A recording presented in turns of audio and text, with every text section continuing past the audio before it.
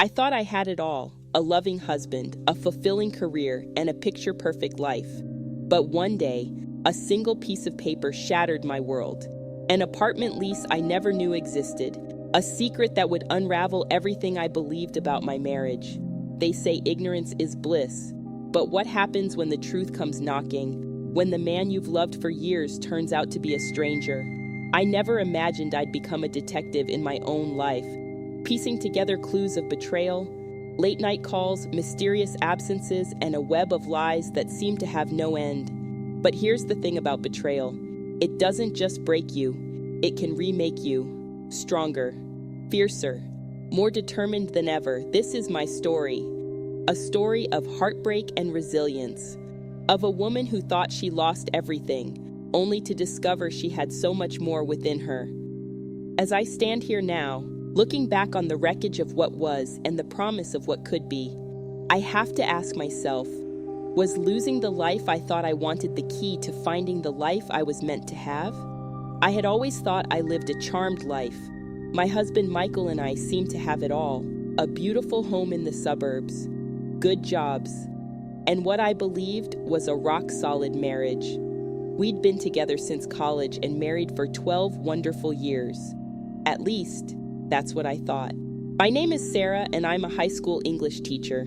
I absolutely love my job. There's nothing quite like seeing a student's eyes light up when they finally grasp a difficult concept or discover their passion for literature. Michael works as a bank manager downtown. He's always been ambitious and driven in his career, which I admired. We made a good team, or so I believed. Our routine was comfortable and familiar. Mornings were a flurry of activity as we got ready for work, exchanging quick kisses as we rushed out the door. In the evenings, we'd unwind together over dinner, chatting about our days. Weekends were for lazy brunches, catching up with friends, and tackling home improvement projects. It wasn't always exciting, but it felt stable and secure. I prided myself on being a supportive wife. Whenever Michael had a big presentation or was stressed about work, I'd go out of my way to ease his burden at home. I'd cook his favorite meals, give him space when he needed to focus, and always lend an ear when he wanted to vent. "You're too good to me," he'd say with a smile that made my heart flutter. If only I'd known then how true those words were. Looking back, there were probably signs that things weren't as perfect as they seemed. But love has a way of blinding you to the flaws in your relationship. I chalked up Michael's occasional moodiness or distraction to work stress. When he started working later hours, I told myself it was just a busy period that would pass. I never imagined there could be another reason for his absences. One Saturday morning, I decided to tackle the mess in our home office. Michael had been saying for weeks that we needed to organize our paperwork, but he never seemed to find the time. So I took it upon myself to sort through the stacks of documents that had accumulated over the years. As I filed away old bank statements and insurance policies, my fingers brushed against an unfamiliar envelope. Curious, I pulled it out and saw it was addressed to Michael at an address I didn't recognize. My brow furrowed as I opened it, assuming it was some kind of mistake.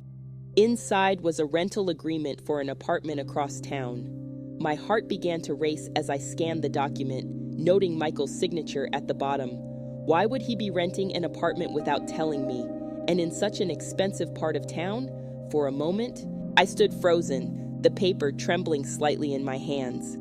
A dozen explanations raced through my mind. Maybe it was an investment property he was surprising me with, or a misunderstanding of some kind. I wanted desperately to believe there was an innocent explanation. After all, Michael and I told each other everything. We were partners, best friends. He wouldn't keep secrets from me, would he? Taking a deep breath, I carefully returned the document to its envelope and placed it back in the stack where I'd found it. I tried to push the unsettling discovery from my mind as I continued organizing, but it nagged at me like a splinter I couldn't quite reach. That night at dinner, I watched Michael closely, searching for any sign that something was amiss. He seemed his usual self, joking about a client's ridiculous demands and asking about my plans to take my students to a poetry slam next week. I almost brought up the rental agreement then and there, but something held me back. Fear, perhaps, of shattering the illusion of our perfect life. Or maybe deep down, I already suspected the truth and wasn't ready to face it just yet. As we settled onto the couch to watch a movie, Michael's arm around me as always, I couldn't shake the feeling that everything was about to change. I just didn't know how much. That night, I tossed and turned, unable to shake the image of that mysterious rental agreement from my mind. By morning, I'd convinced myself I was overreacting. There had to be a logical explanation, right? I mean, this was Michael we were talking about. My Michael. As we got ready for work, I watched him closely, searching for any sign that something was off. But he seemed his usual self, humming as he knotted his tie and giving me a quick peck on the cheek before heading out the door. I almost blurted out my discovery right then, but something held me back. Maybe I was afraid of what his answer might be. At school, I found it hard to focus. My students must have thought I was losing it, the way I kept zoning out mid-sentence. During my free period, I couldn't help myself. I Googled the address from the rental agreement. It was a luxury apartment complex in the heart of downtown, the kind of place way out of our price range. What on earth was Michael doing renting a place like that? When I got home that evening, I decided to do a little more digging. I felt guilty snooping, but I needed answers. While Michael was in the shower, I checked his phone. Nothing suspicious in his texts or call log. His email was password protected. Since when did he have a passcode on his email? Just then, his phone buzzed with an incoming call. The screen lit up with a name I didn't recognize. Jennifer. My heart started racing. Before I could decide whether to answer it, the call ended. A moment later, a text came through. Call me when you can. Miss you. I nearly dropped the phone. Miss you? Who the hell was Jennifer, and why was she missing my husband? I heard the shower turn off and quickly put the phone back where I found it, my hands shaking. When Michael came out, wrapped in a towel, I must have looked like I'd seen a ghost. Everything okay, babe? He asked, giving me a concerned look. I nodded, not trusting myself to speak. He shrugged and started getting dressed for bed. I watched him.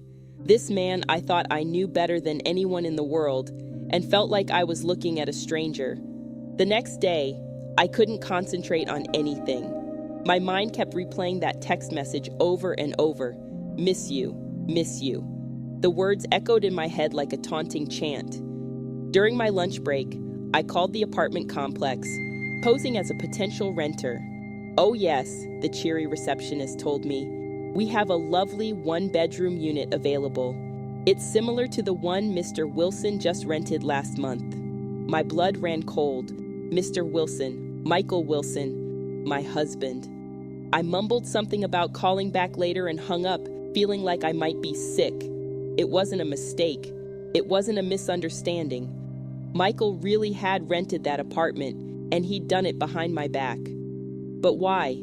The question tormented me. Was he planning to leave me? Was he already... No, I couldn't even think it. Michael wouldn't cheat on me.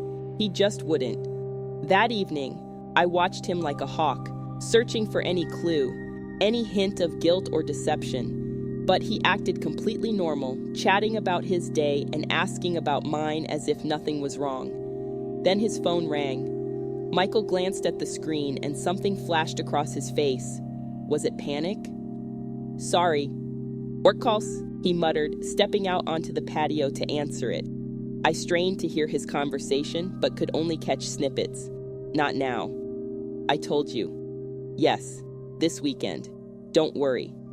When he came back inside, I casually asked who it was. Oh, just Craig from the office, he said smoothly. Some issue with a client account.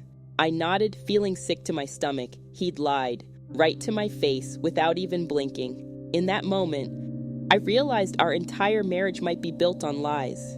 For the next few days, I was on high alert, noticing things I'd overlooked before. How Michael always kept his phone face down, The way he angled his laptop screen away from me when he was working. His sudden work emergencies that required him to stay late at the office. Each little thing on its own might not have meant anything, but together, they painted a picture I didn't want to see. My husband was hiding something from me, and I was becoming more and more certain that something was another woman. I felt like I was losing my mind. One minute, I'd convince myself I was being paranoid, jumping to conclusions based on flimsy evidence. The next, I was certain Michael was having an affair and wondering how I could have been so blind. The worst part was having to act normal, to go through the motions of our daily life as if everything was fine. I smiled and laughed at Michael's jokes, all the while screaming inside. I wanted to confront him, to demand answers. But I was terrified of what those answers might be. As I lay in bed each night, listening to Michael's steady breathing beside me, I felt more alone than I ever had in my life. The man I loved, the man I thought I knew better than anyone in the world, had become a stranger to me, and I had no idea what to do about it. The next few weeks were a special kind of hell. I felt like I was living two lives, the one where I pretended everything was fine, and the one where I was constantly on edge, watching Michael's every move for clues. Those mysterious phone calls became more frequent. Michael would step outside to take them, his voice low and urgent. Once I heard him say, "I miss you too," before he noticed me and quickly ended the call. When I asked who it was, he'd always have an excuse ready. "Just work stuff," he'd say with a shrug. Or, "Oh, that was my mom. You know how she worries." But I knew his mom's number, and it wasn't the one lighting up his phone screen. One night, as we were getting ready for bed, Michael's phone buzzed with a text. He grabbed it quickly, but not before I caught a glimpse of the message preview. "Can't wait to see you tomorrow. Don't forget to..." My heart sank. "Who's that from?" I asked, trying to keep my voice casual. Michael's face was a mask of innocence. "I just Craig from work. We've got a big presentation tomorrow." I nodded, swallowing the lump in my throat. Another lie. I was starting to lose count. The next day, I decided to do something I never thought I'd do. I followed him. I called in sick to work and waited in my car down the street, watching as Michael left for what he said was an important meeting. My hands shook as I trailed him through the city, always keeping a few cars between us. We didn't go to his office. Instead, he pulled up to a cafe in a trendy part of town. I parked across the street and watched, my heart pounding, as Michael got out of his car. A moment later, a woman approached him. She was stunning, tall, slim, with long blonde hair, nothing like me. Michael's face lit up when he saw her. He pulled her into a tight hug, holding on for way too long. Then, to my horror, he kissed her. Right there on the street, in broad daylight, my husband was kissing another woman. I felt like I'd been punched in the gut. Tears blurred my vision as I watched them walk into the cafe together, hand in hand. I wanted to storm in there, to confront them both, but I couldn't move. I couldn't breathe. I don't know how long I sat there, staring at the cafe door. Eventually, they came out. Michael gave her another kiss before they parted ways. He looked happy. Happier than I'd seen him in a long time. I drove home in a daze, my mind reeling. It was real. It wasn't just suspicion or paranoia. Michael was cheating on me. When he came home that evening, acting like nothing had happened, I nearly lost it. How could he sit there, talking about his day at the office, when I knew he'd spent it with her? "How was your day?" he asked, smiling at me over dinner. I looked into his eyes I thought I knew so well, and saw a stranger. "Fine," I lied, the word tasting bitter in my mouth. I was just a normal day at school. As the days went on, the evidence kept piling up. Michael's late nights at the office became more frequent. Sometimes, he'd come home smelling faintly of perfume, not mine. Once, I found a long blonde hair on his jacket. Each discovery was like a knife to my heart, but still, I said nothing. I was scared, I guess. Scared of confronting the truth, of what it would mean for our marriage, for the life we'd built together. I started having trouble sleeping. I'd lie awake for hours, listening to Michael's steady breathing beside me, wondering how he could sleep so peacefully while living such a massive lie. During the day, I was a mess. My students noticed something was off. "Are you okay, Mrs. Wilson?" they'd ask, concern in their young faces. I'd force a smile and assure them I was fine, all the while feeling like I was crumbling inside. I lost weight. My friends commented on it. Or hiu chiao isai see you. There was a new message from Jennifer, I assumed. It read, "Miss you already. These weekends are never long enough." I felt sick. Weekends. How long had this been going on? I put the phone back and lay there, staring at the ceiling. In that moment, I made a decision. I couldn't live like this anymore. I needed answers, and I was going to get them, no matter what it took. The next morning, I woke up with a sense of purpose. No more sitting around, waiting for the truth to reveal itself. It was time to take action. It was time to fight for my marriage, or what was left of it. The next day, I woke up with a pit in my stomach, but a fire in my heart. I was done being a passive observer in the destruction of my marriage. It was time to get answers. I started by doing what any self-respecting English teacher would do. I made a list. Every suspicious incident, every lie I'd caught Michael in, every unexplained absence. Seeing it all written down was overwhelming. How had I let things get this far? My first step was to dig deeper into the mysterious apartment. I called the leasing office again, this time posing as Michael's assistant. Mr. Wilson asked me to confirm some details about his lease. I said, my voice surprisingly steady. "Could you tell me when it started?" The cheerful receptionist was all too happy to help. "Of course, Mr. Wilson's lease began 3 months ago. It's a lovely one-bedroom unit." 3 months. My head spun. This had been going on for 3 months, right under my nose. Next, I decided to pay a visit to the apartment complex. I told myself I was just gathering information, but deep down, I think I was hoping to catch Michael red-handed. The building was even more luxurious than I'd imagined. As I approached the front desk, my heart was pounding so loud I was sure the security guard could hear it. I'm here to see Michael Wilson," I said, trying to sound confident. The guard checked his list. "I'm sorry, ma'am, but Mr. Wilson isn't expecting any visitors today. I can't let you up without his permission." I nodded, fighting back tears. "I understand, thank you." As I turned to leave, I caught a glimpse of a blonde woman entering the elevator. My breath caught in my throat. Was that her? Jennifer? I couldn't be sure, but the resemblance to the woman I'd seen Michael with was striking. Back in my car, I broke down. The reality of the situation hit me like a ton of bricks. This wasn't just a fling or a momentary lapse in judgment. Michael had set up a whole separate life, complete with a love nest for him and his mistress.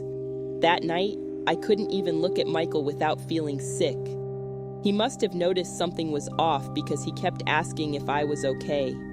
"I'm fine," I lied, the words tasting like ash in my mouth. "Just tired from work?" He nodded, seemingly satisfied with my explanation. It amazed me how easily the lies came to him now. Had he always been this way, and I'd just been too blind to see it? The next day, I took my investigation to the next level. I hated myself for it, but I installed a tracking app on Michael's phone while he was in the shower. It felt like a violation, but I needed to know the truth. Over the next week, I watched as the little dot that represented my husband moved around the city. Most days, it was just between our house and his office, but every other day, like clockwork, it would stop at that apartment building for a few hours before heading home. Each time I saw it, I felt a piece of my heart break, but I also felt my resolve strengthen. I wasn't going to be the fool anymore. I started paying more attention to Michael's schedule, noting patterns in his behavior. He always seemed to have late meetings on Tuesdays and Thursdays, and every other weekend, he'd have some excuse to be away for a few hours. A golf game with clients, drinks with old college buddies. One Tuesday evening, I decided to test my theory.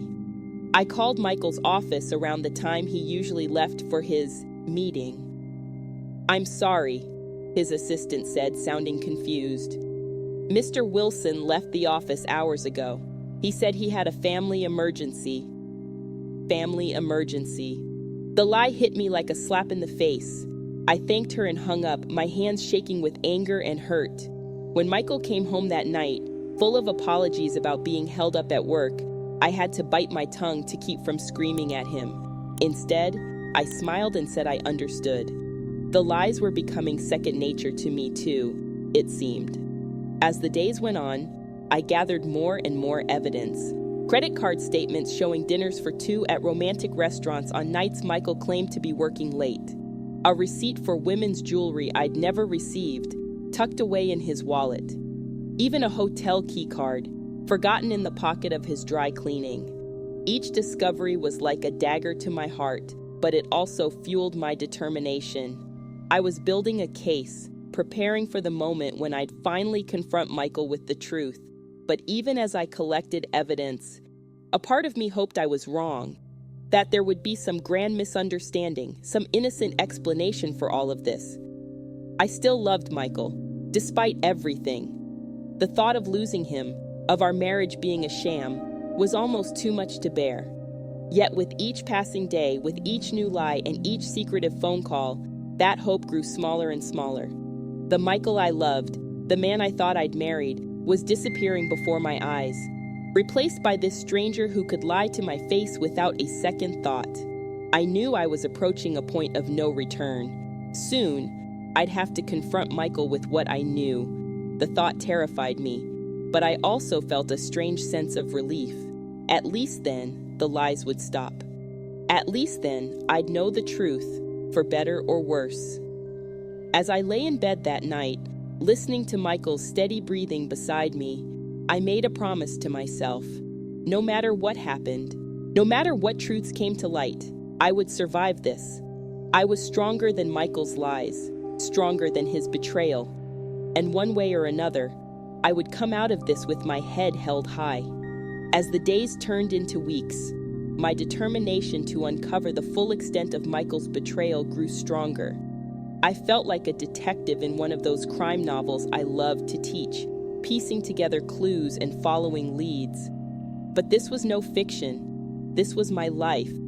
And the stakes couldn't have been higher.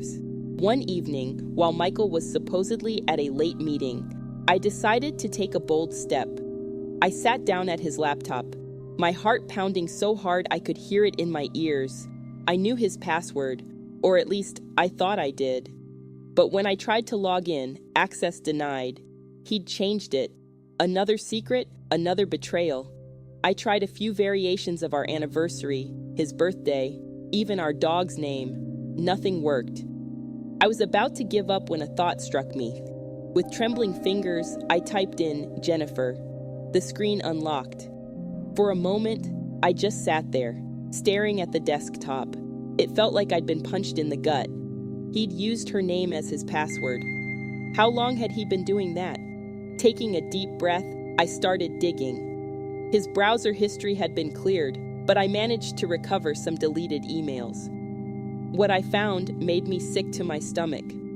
There were dozens of messages between Michael and Jennifer, going back months. They talked about their future together, about how they couldn't wait to start their real life. There were declarations of love, intimate details I couldn't bear to read, and worst of all, complaints about me. Sarah's been acting weird lately. One email from Michael read, "I think she might suspect something. We need to be more careful." I felt like I was going to throw up. They knew I was onto them, and they were plotting behind my back. How could I have been so blind? As I scrolled through the emails, I came across something that made my blood run cold. It was a conversation about a trip they were planning to Paris for our anniversary. "I can't wait to celebrate our love in the city of lights," Jennifer had written. "It's so much more romantic than that boring dinner you usually have with Sarah." I slammed the laptop shut, unable to read anymore. The tears I'd been holding back for weeks finally came, hot and angry. I cried for the love I thought I had, for the future I'd planned, for the fool I'd been. When I heard Michael's key in the lock, I quickly wiped my eyes and pretended to be engrossed in grading papers. He came in, all smiles and apologies about working late. I wanted to scream at him, to throw his lies back in his face, but I held it together. I wasn't ready for the confrontation. Not yet. The next day, I decided to take my investigation to the next level. I hired a private investigator. It felt like something out of a trashy novel, but I needed hard evidence. I needed proof that even Michael couldn't deny. The PI, a no-nonsense woman named Carol, listened to my story with a sympathetic but professional ear. "I've seen this 100 times," she told me. "Don't worry, we'll get to the bottom of this." For the next week, Carol tailed Michael. She sent me daily reports, complete with photos. Michael and Jennifer having lunch. Michael buying flowers, roses, my favorite, except they weren't for me. Michael and Jennifer entering the apartment building together. Each photo, each report, was like a knife to my heart. But they also steeled my resolve. I wasn't crazy. I wasn't paranoid. This was real, and I had the proof. The final straw came when Carol sent me a recording. She'd managed to plant a bug in Michael's car. I hesitated before pressing play, knowing that whatever I heard would change everything. Michael's voice came through first. "I love you, Jen. You know that, right?" "I love you too," Jennifer replied. "But what about Sarah? When are you going to tell her?" There was a sigh. "Soon, I promise. After we get back from Paris, I need to find the right time." "You've been saying that for months, Michael. I'm tired of being your dirty little secret." "You're not a secret, baby. You're my future, Sarah. She's my past. I just need to figure out how to let her down gently." I stopped the recording, my hands shaking. Let me down gently. After years of marriage, after building a life together, that's all I was to him. Something to be let down gently. In that moment, something inside me snapped. The hurt, the betrayal, it all turned to anger. White-hot, righteous anger. Michael thought he could play me for a fool, that he could discard me like yesterday's trash. Well, he had another thing coming. I spent the rest of the day planning. No more passive observation. No more waiting for Michael to come clean. It was time to take control of the situation. Time to show Michael and Jennifer that I wasn't some pushover they could manipulate and discard. As I made my preparations, I felt a strange sense of calm settle over me. The weeks of anxiety and uncertainty were behind me. Now, I had a purpose, a mission. Michael had no idea what was coming. He thought he held all the cards, that he could orchestrate this grand deception without consequences. But he was wrong, so very wrong. Tomorrow, everything would change. Tomorrow, I would take back my life. And Michael? Well, he was about to learn a very painful lesson about underestimating me. I woke up the next morning with a sense of purpose I hadn't felt in weeks. Today was the day I'd finally confront Michael with everything I knew. My hands shook as I got dressed, but my resolve was steel. I'd planned it all out. I'd wait until he got home from work, then lay out all the evidence I'd gathered. The apartment lease, the credit card statements, the photos from the PI, and that damning recording. I'd make him face what he'd done, make him look me in the eye and admit to his betrayal. But life, as it often does, had other plans. As I was having my morning coffee, steeling myself for the confrontation to come, my phone buzzed. It was a text from Carol, my PI. "Check your email. Now." My heart racing, I opened my inbox. There was a new message from Carol with an attachment. I clicked on it, and my world tilted on its axis. It was a series of screenshots, text messages between Michael and Jennifer. Recent ones, very recent. "I can't take this anymore," Jennifer had written. "We need to tell Sarah today." Michael's response made my blood run cold. "Not yet. I have a plan. I've been moving money into a separate account. Once it's all set up, we'll leave together. Sarah won't know what hit her." I stared at the screen, unable to believe what I was reading. He wasn't just planning to leave me. He was planning to clean me out in the process. In that moment, something inside me snapped. All the pain, all the betrayal, it crystallized into a cold, hard rage. Michael thought he could play me for a fool. He thought he could throw away our marriage and steal our future. Well, two could play at that game. I spent the next few hours in a frenzy of activity. I called our bank and froze our joint accounts. I contacted a divorce lawyer and scheduled an emergency meeting. I even called Michael's boss, spinning a tale about a family emergency that would keep Michael out of the office for a few days. Then, I turned my attention to Michael's laptop. He'd changed the password, but I knew him well enough to guess the new one on my third try. Jennifer Forever. How romantic. What I found made me sick to my stomach. Emails detailing his plans to leave me. Bank statements showing large transfers to an account I didn't recognize.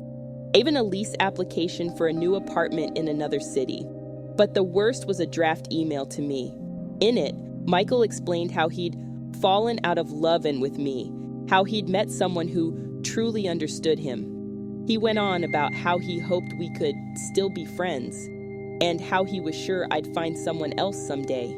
The patronizing tone, the utter lack of remorse, it was all too much. I saw red before I knew what I was doing. The moment of truth. I walked downstairs, my heart pounding but my mind clear. Michael was standing in the living room, a bouquet of roses in his hand and a smile on his face. That smile faltered when he saw my expression. "Sarah, what's wrong?" I looked at him, this man I'd loved for so long, and felt nothing but contempt. "Hello, Michael, or should I say goodbye?" His face paled. "What? Or maybe you'd like to explain this." I showed him the screenshots of his texts, his plans to clean out our accounts and run off with his mistress. He stumbled backwards, his face a mask of shock and fear. How did I find out? Does it matter? What matters is that I know everything, Michael, every lie, every betrayal." He tried to approach me, his hands outstretched. "Sarah, please, we can work this out. I made a mistake." I stepped back, my voice cold. A mistake. A mistake is forgetting to pick up milk on the way home. This is a choice, a series of choices. Choices to lie to me, to betray me, to throw away our marriage. Tears were streaming down his face now. "I'm sorry. I'm so sorry. I never meant to hurt you." I laughed, a harsh, bitter sound. "You never meant to hurt me. What did you think would happen when I found out? Did you think I'd just roll over and let you walk all over me?" He reached for me again. "Please, Sarah, I love you. We can fix this." Something in me snapped. All the pain, all the anger of the past weeks came pouring out. "You love me? You love me." "If this is your idea of love, Michael, then I want no part of it. We're done. Over. I want you out of this house and out of my life." His face crumpled. "Where am I supposed to go?" I smiled, cold and hard. "Why don't you ask Jennifer? I'm sure she'd be happy to take you in. After all, you two had such grand plans together." As the reality of the situation sank in, Michael's shoulders slumped in defeat. Without another word, he turned and walked out the door. As it closed behind him, I sank to the floor, my legs no longer able to support me. It was over, really, truly over. But as I sat there, surrounded by scattered rose petals and the wreckage of my marriage, I felt something unexpected, relief, and underneath that, a tiny spark of hope. For the first time in months, I could breathe freely. No more lies, no more pretending. I was free, and I was ready to start the next chapter of my life. A chapter where I was the author, not just a character in someone else's story. The next few days passed in a blur. After Michael left, I sat on the floor for what felt like hours, surrounded by the scattered rose petals, a fitting metaphor for my shattered marriage.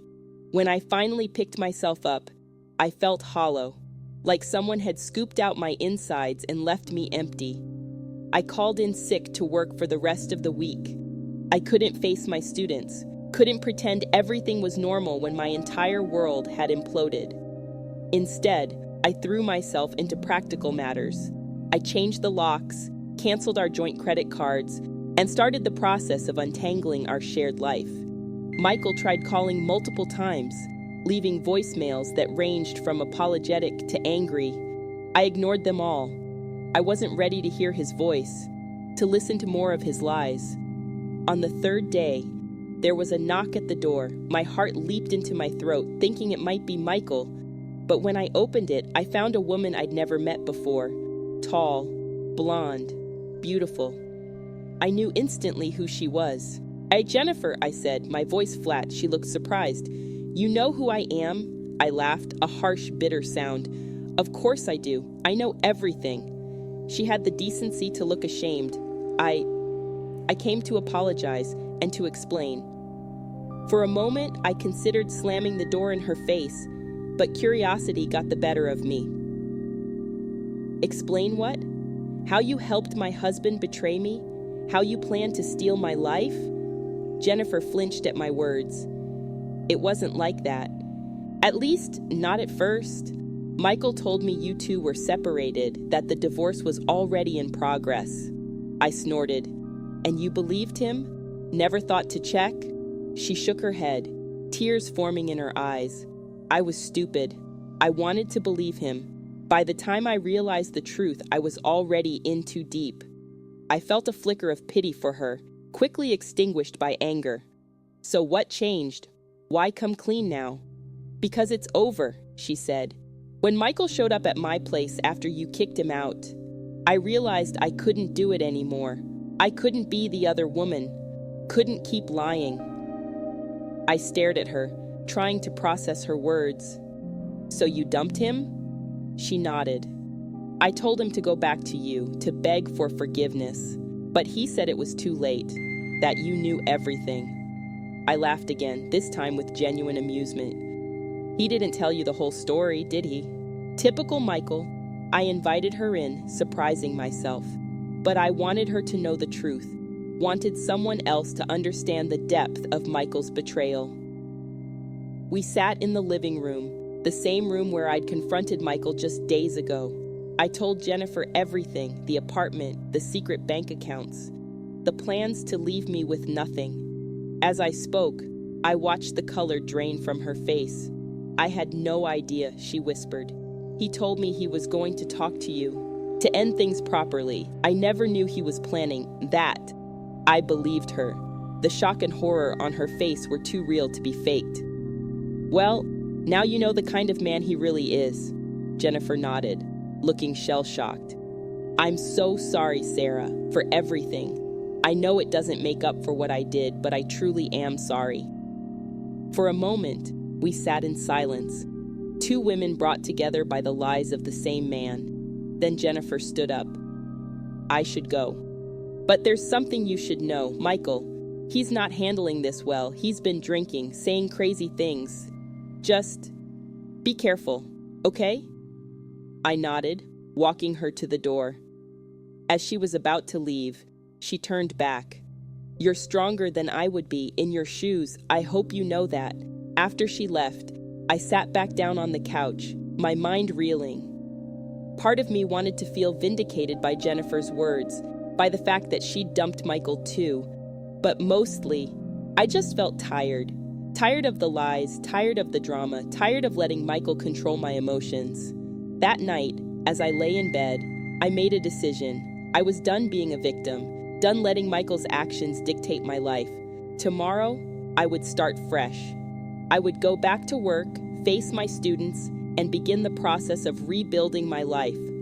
Just as I was drifting off to sleep, my phone buzzed. It was a text from an unknown number. "This isn't over, Sarah.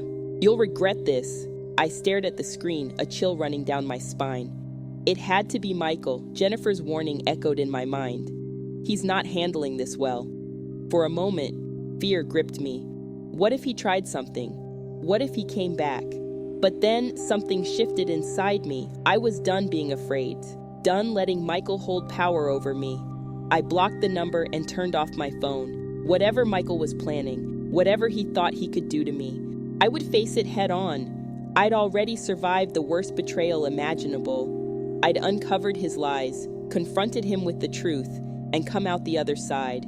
I was stronger than Michael's threats, stronger than his lies, stronger than the pain he'd caused me. As I drifted off to sleep, I felt a sense of calm settle over me. Tomorrow was a new day, the first day of my new life, and I was ready to face it, come what may. I woke up the next morning feeling different. The crushing weight of betrayal and heartbreak was still there, but it felt more manageable somehow, like I could breathe again. I got dressed for work, taking extra care with my appearance. I wasn't going to let Michael see me fall apart. I was going to show the world and myself that I was more than just his wife. I was Sarah, strong and independent. As I walked into the school, I held my head high. My students greeted me with smiles and waves, oblivious to the turmoil in my personal life. And for the first time in weeks, I felt like myself again. In my classroom, surrounded by the books and students I loved, I wasn't the betrayed wife or the victim. I was just Ms. Wilson, doing the job I was passionate about. The next few weeks were a roller coaster of emotions. Some days, I felt strong and empowered, ready to take on the world. Other days, the weight of what had happened would come crashing down on me, leaving me struggling to get out of bed. My friends and colleagues were amazing. Once I finally opened up about what had happened, they rallied around me with a support system I never knew I had. My best friend, Lisa, practically moved in for a while, making sure I ate and slept and didn't spend all my time wallowing.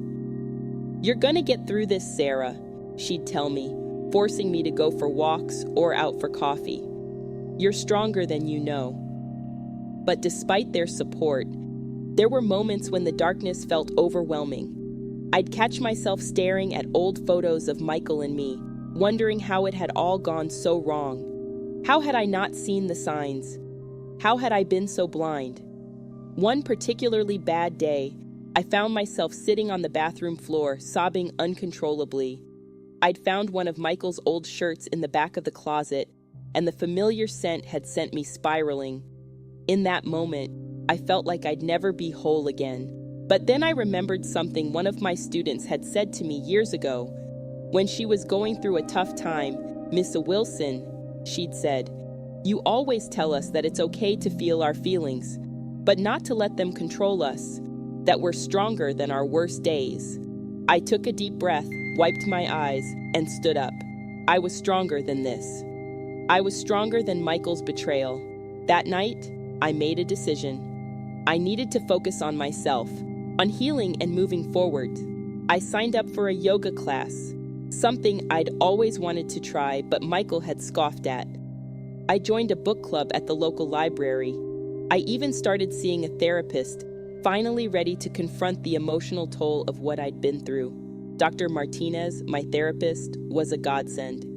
She helped me work through my anger and grief, and more importantly, she helped me see that what had happened wasn't my fault. Michael's choices were his own, she'd tell me.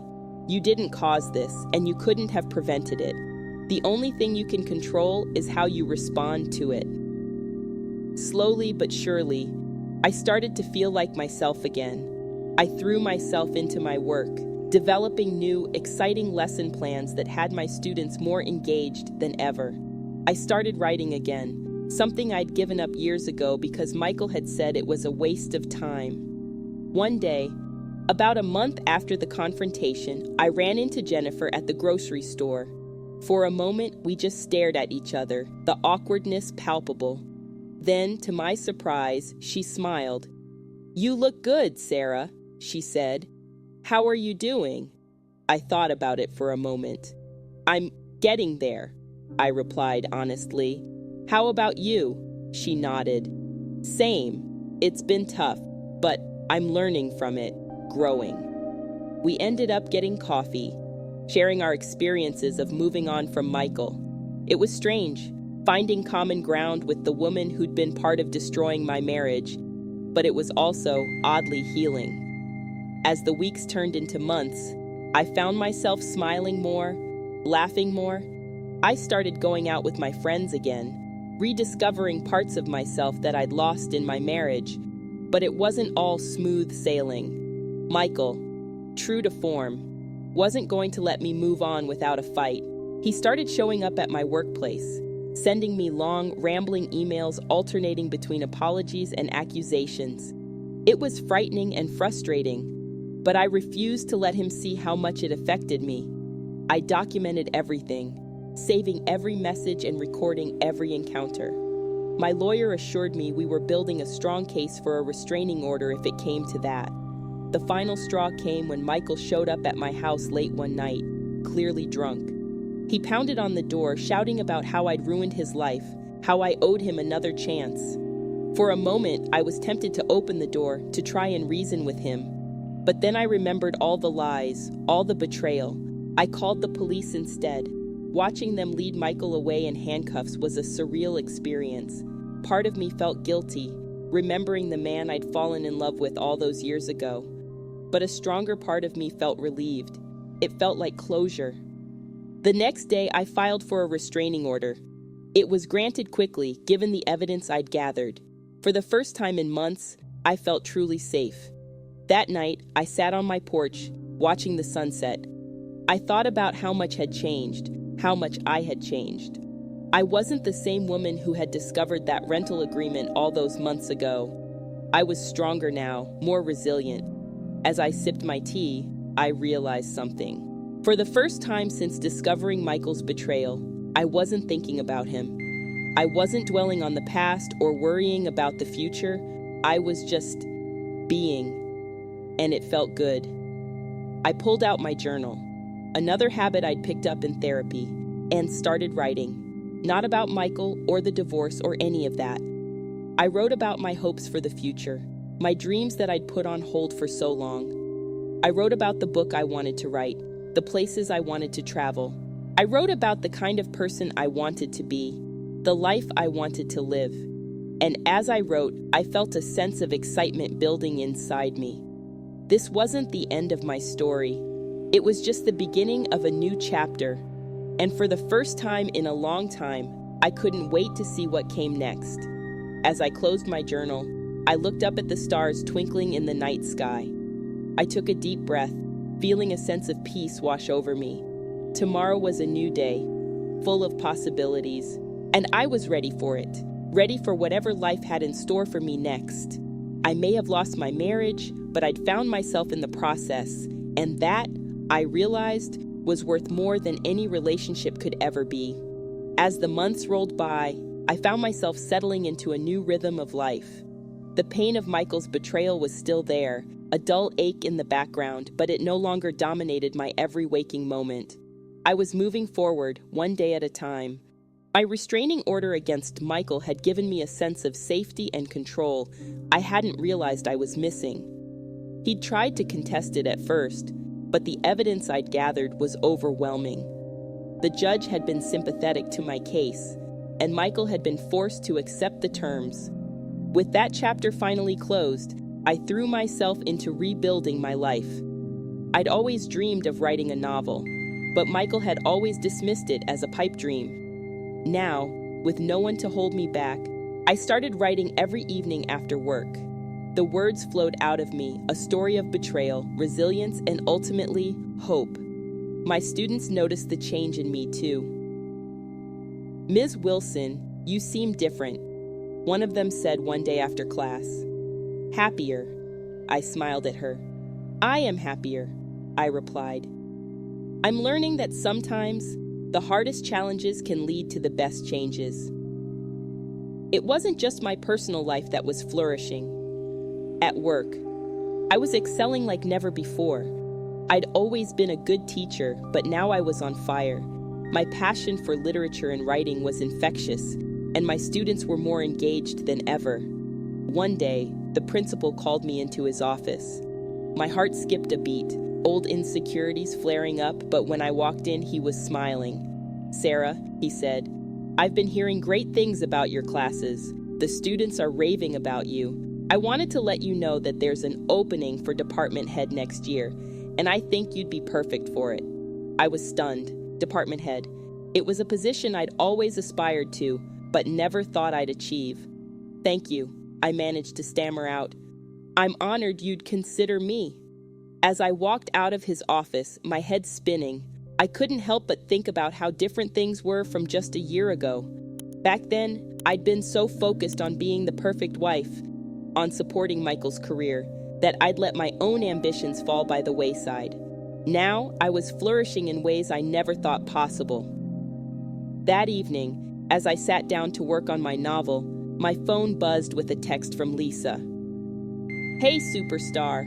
Heard about the department head offer. We're celebrating this weekend. No arguments. I laughed, feeling a warmth spread through me.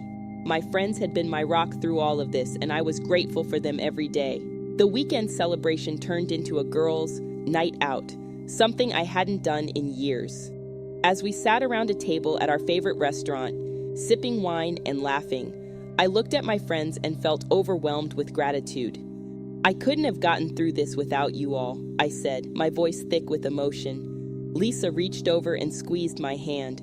You're stronger than you know, Sarah. We just reminded you of that when you forgot. As the night went on, we talked about everything and nothing. For the first time in a long time, I found myself thinking about the future with excitement rather than dread. I told them about my novel, about my dreams of getting it published. You should do it, my friend Rachel said. You've always been an amazing writer. It's time the world saw that. Their belief in me was infectious. By the time I got home that night, I felt like I could conquer the world. The next few months flew by in a whirlwind of activity. I threw myself into my new role as department head, implementing new programs and reinvigorating the curriculum. My novel was coming along nicely, and I'd even started looking into literary agents. One day, as I was leaving work, I ran into Jennifer in the parking lot. For a moment, we just stared at each other, the awkwardness palpable. Sarah, she said finally, you look great. I smiled, realizing that I didn't feel any anger towards her anymore. Thanks, Jennifer. How are you doing? We ended up grabbing coffee, catching up on each other's lives. She'd moved to a new city, started a new job. I'm finally figuring out who I am without defining myself by a relationship, she said. I nodded, understanding completely. It's liberating, isn't it? As we parted ways, Jennifer turned to me. I know this might sound strange, but I'm glad I met you, Sarah. You taught me a lot about strength and dignity. I hope you know how amazing you are. Her words stayed with me for days, making me reflect on how far I'd come. The Sarah from a year ago wouldn't have been able to have a civil conversation with Jennifer, let alone find common ground with her. It was around this time that I received an unexpected email. It was from a small publishing house, expressing interest in my novel. I'd sent out query letters months ago, more out of hope than expectation. Now someone wanted to read my full manuscript. I called Lisa immediately, my voice shaking with excitement. They want to read it, Lisa. They actually want to read it. Of course they do, she said, her voice full of pride. It's about time the world saw how talented you are. As I hung up the phone, I caught sight of myself in the mirror. The woman looking back at me was a far cry from the broken, betrayed wife I'd been a year ago. This woman was confident, successful, happy. I thought about Michael, about the life I thought I wanted with him. It seemed like a distant dream now, one I'd long since outgrown. That night, as I sat on my porch watching the sunset, I felt a sense of peace wash over me. The journey hadn't been easy, and there had been moments when I thought I wouldn't make it. But here I was, not just surviving, but thriving. I picked up my phone and opened my journal app.